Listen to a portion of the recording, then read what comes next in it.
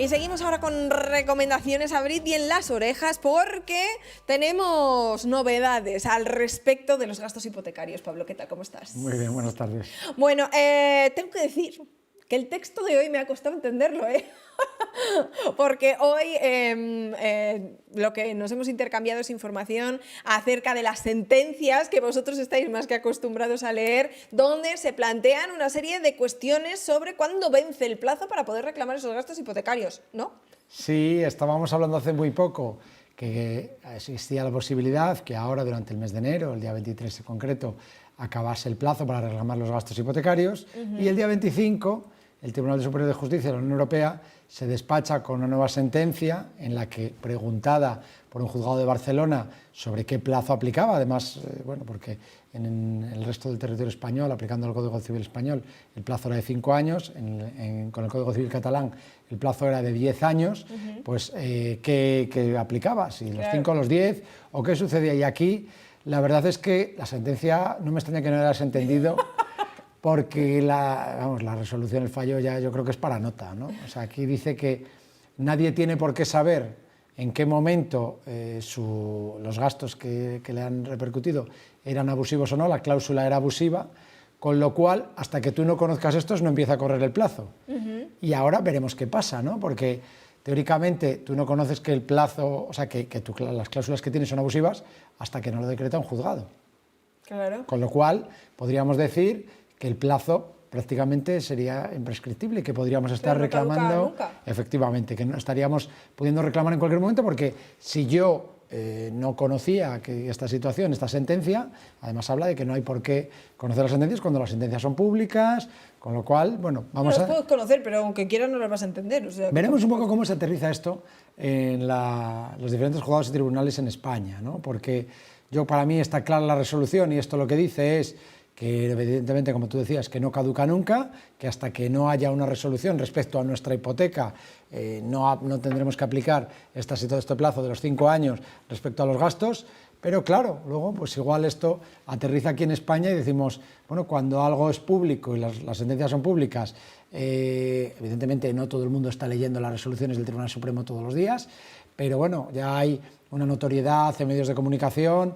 Bueno, yo no tengo tan claro qué puede suceder, si no se despachen en el momento en el que esto ya fue bastante notorio y ya evidentemente se aplica a la mayoría de los casos. Tampoco entiendo por qué los bancos, en las reclamaciones que estamos haciendo todavía estos últimos días, y que vamos a seguir haciendo, lógicamente, si alguien quiere reclamar los derechos y los gastos que le corresponden, ¿por qué siguen apurando los plazos, siguen obligando a la gente a acudir a los juzgados, a que les den la razón, a generarles, bueno, en este caso tampoco gastos, porque yo creo que todos los despachos vamos a éxito, con lo cual tampoco hay ningún gasto que tengan que anticipar, pero bueno, que no es más que jugar con el dinero en algo que yo creo que sería muy sencillo, ¿no? Claro, porque lo comentábamos la última vez que hablábamos de esto. Hay una práctica más o menos generalizada, ¿no?, en las entidades bancarias, que de entrada te digo que no.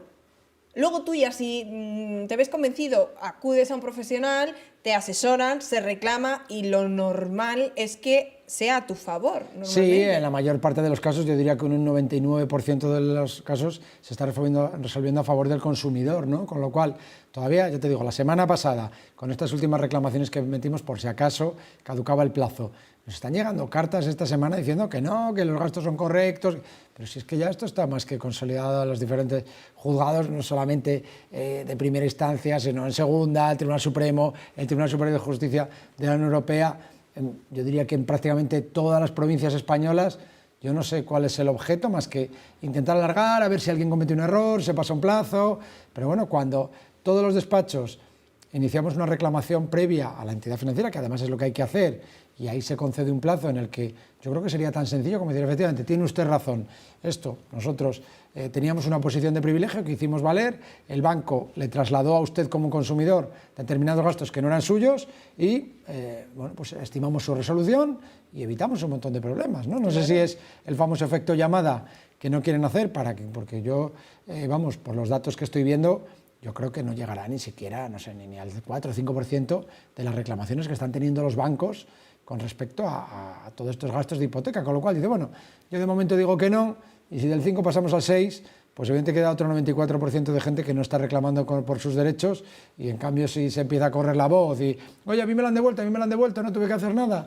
presenté un escrito y me lo devolvieron, pues igual tienen que devolver muchísimo más dinero. Y bueno, a ver, yo siempre digo que esperemos que cambien un poco de actitud, que estimen estas reclamaciones y que, bueno, pues que tampoco tienen por qué inundarse los juzgados y colapsarse con reclamaciones. Que ya bastantes problemas tenemos en este sentido. Que no son discutibles, ¿no? Porque habrá otras situaciones que tienen mucha más discusión que esta, que yo creo que aquí las entidades financieras tendrían que poner un poquito de su parte para devolver estos importes a la gente, y bueno, y si no lo hacen, pues que tendremos que acudir a los juzgados para que le den la razón al consumidor, que es lo que se están haciendo hasta ahora. En este sentido, sobre todo, hacer un llamamiento a aquellas personas que presentaron esa reclamación directamente a la entidad bancaria, que recibieron una negativa, que están a tiempo de poner en marcha de nuevo todo este procedimiento, que están en todo su derecho. Incluso lo hemos hablado varias veces y todavía después de estos días sigue llegando algún despiste. ¿Pero cuándo era? Bueno, todavía tenemos plazo, es decir, que ahora mismo